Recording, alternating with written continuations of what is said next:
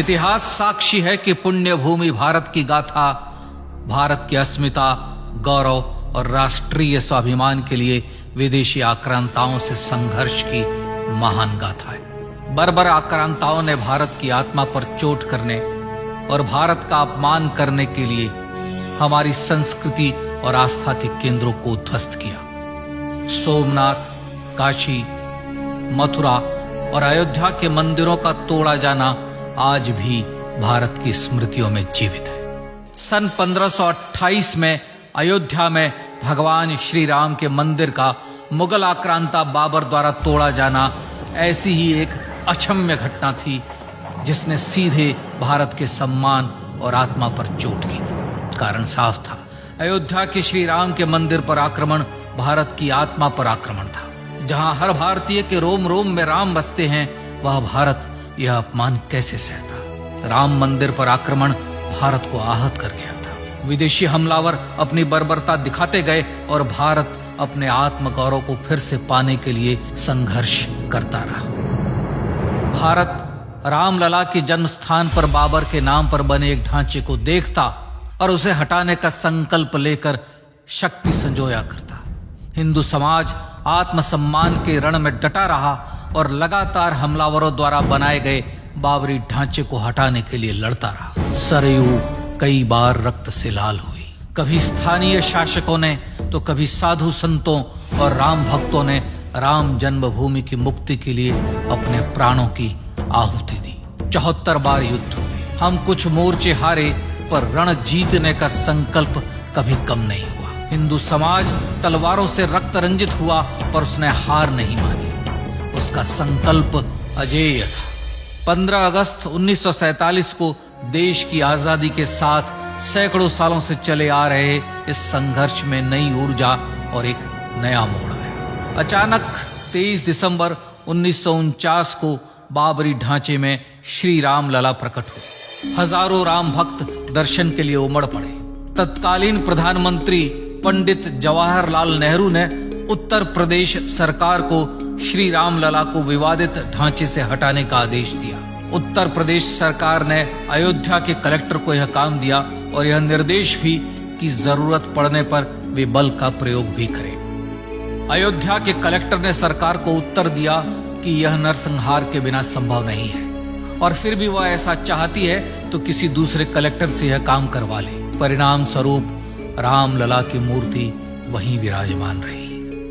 विवादित ढांचे को बंद कर दिया गया। केवल पुजारी को सेवा अर्चना के लिए भीतर जाने की अनुमति थी। फिर भी राम भक्त विवादित ढांचे के बाहर से प्रभु श्री राम की आराधना करते रहे। भारत के हिंदू समाज के लिए चुनौतियां और बढ़ गई। मामला अदालत में गया। विपक्षी दलों द्वारा अदालत में भगवान श्री राम के अस्तित्व पर सवाल उठाए गए। उनके अयोध्या में ही जन्म लेने का प्रमाण मांगा गया।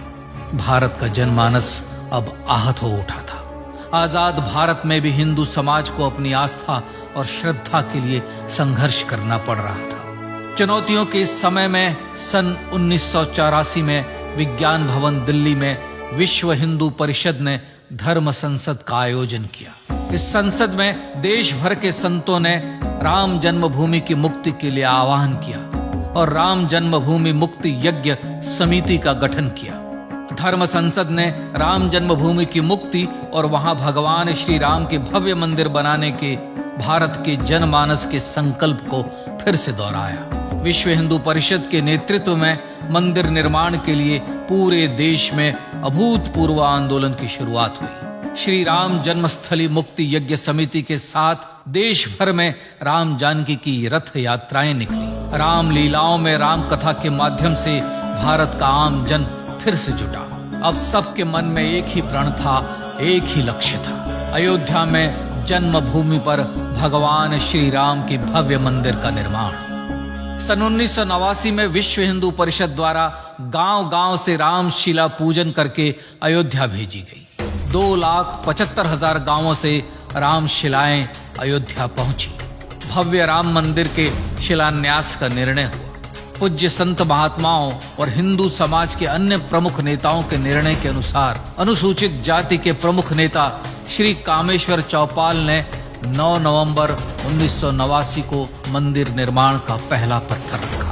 राम जन्मभूमि पर मंदिर निर्माण के लक्ष्य की पूर्ति के लिए सन 1990 में सोमनाथ से अयोध्या के लिए श्री लाल कृष्ण आडवाणी ने रथ यात्रा की शुरुआत की। देश में जन भावनाओं का ज्वार उमड़ने लगा। श्री लाल कृष्ण आडवाणी के रथ यात्रा के साथ साथ मंदिर के लिए जन समर्थन बढ़ने लगा और छद्म सेकुलरवाद बेनकाब होने लगा। इस जन आंदोलन को रोकने की तमाम कोशिशें हुई पर सब व्यर्थ हुई। विश्व हिंदू परिषद ने देशवासियों से अयोध्या में जन्मभूमि पर मंदिर निर्माण के लिए 30 अक्टूबर और 1 नवंबर 1990 को कार सेवा का आह्वान किया। परिणाम स्वरूप लाखों राम भक्त कार सेवा के लिए देश के कोने कोने से अयोध्या आए। इससे देश की एकात्मता का विराट दर्शन हुआ। कार सेवकों को रोकने के लिए उत्तर प्रदेश के तत्कालीन मुख्यमंत्री श्री मुलायम सिंह यादव ने अयोध्या में परिंदे को भी पर न मारने देने की घोषणा की। स्थितियां गंभीर हो गई। अयोध्या से 200 किलोमीटर दूर रेलगाड़ियां रोक दी गई। अयोध्या युद्ध भूमि बना दी गई। मार्ग बंद, रेल बंद, चप्पे चप्पे पर पुलिस। अयोध्या सैनिक छावनी में बदल गई। राम नाम पर ऐसी पाबंदी कि अर्थी ले जा रहे लोगों तक को रोका गया क्योंकि वे राम नाम सत्य कह रहे थे। लेकिन सैकड़ों किलोमीटर की यात्रा कर कार सेवक अयोध्या पहुंचने लगे। राम के गीत गाते, होठों पर हंसी और पांव में छाले लिए राम काज के लिए राम भक्त देश विदेश से अयोध्या पहुंच ही गए। कार सेवकों पर गोलियां चली। अनेक कार सेवक शहीद हुए। आजाद भारत में जन्मभूमि पर राम मंदिर के लिए कार सेवकों ने फिर एक बार अपना बलिदान दिया, पर कार सेवकों ने विवादित ढांचे पर भगवा फहरा ही दिया और इस तरह कार सेवा सफल हुई। श्री राम जन्मभूमि आंदोलन ने भारत की सुप्त आत्मा को झकझोर कर जगा दिया था। विश्व हिंदू परिषद ने फिर एक बार 6 दिसंबर 1992 को कार सेवा का आह्वान किया।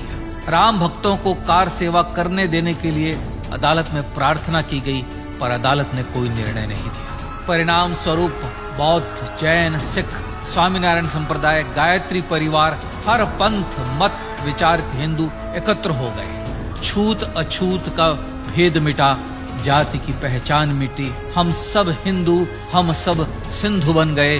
राम सिंधु में ज्वार उठा और देखते ही देखते 6 दिसंबर 1992 को श्री राम जन्मभूमि से बाबरी ढांचा सदा के लिए हट गया।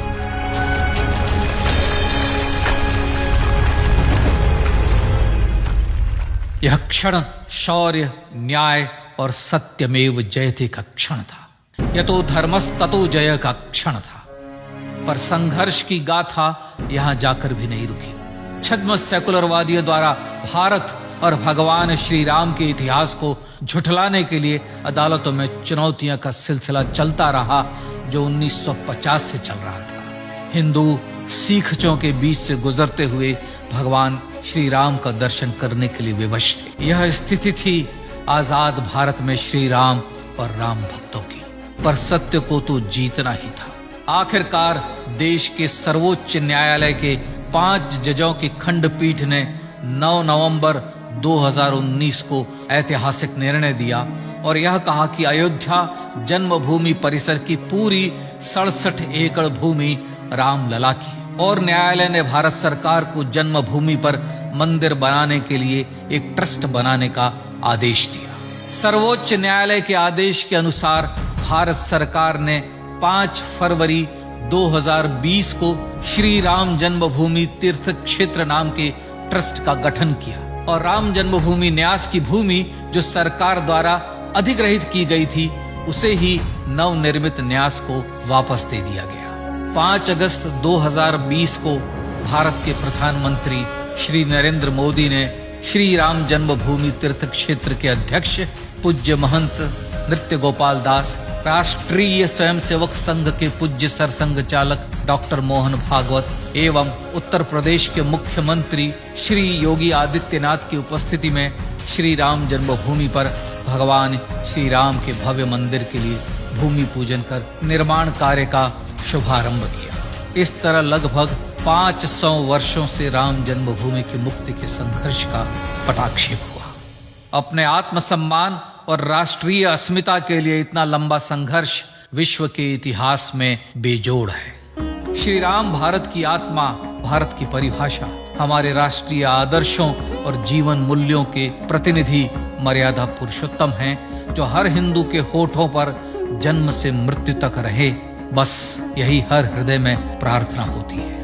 राम भारतीय राष्ट्रीय स्वाभिमान और आसेतु हिमालय से समुद्र पर्यंत तक जन जन को एकात्मता के बंधन में बांधने वाले रक्षा सूत्र है। अयोध्या स्थित श्री राम जन्मभूमि पर बाबर का हमला वास्तव में भारत के स्वाभिमान और राष्ट्रीयता पर हमला था। प्रधानमंत्री श्री नरेंद्र मोदी द्वारा श्री राम जन्मभूमि पर राम मंदिर का पुनः निर्माण न केवल बाबरी मानसिकता का पराभव है, बल्कि संपन्न, सुखी, सुसंस्कृत, सर्वशक्ति संपन्न स्वराष्ट्र का सूर्योदय भी है। यह उस राम राज्य की दिशा में वह कदम है जिसकी अभिलाषा राज राजेंद्र चोल, कृष्णदेव राय, छत्रपति शिवाजी महाराज से लेकर महात्मा गांधी तक ने की थी।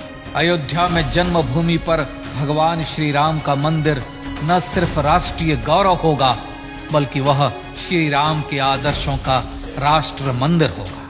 अब वह महान संकल्प पूरा होने जा रहा है। आइए इस राम यज्ञ, राष्ट्र यज्ञ में जिन ज्ञात और अज्ञात भारतीयों ने अपनी आत्माहुति दी है, उनका पुण्य स्मरण कर उन्हें श्रद्धांजलि दें।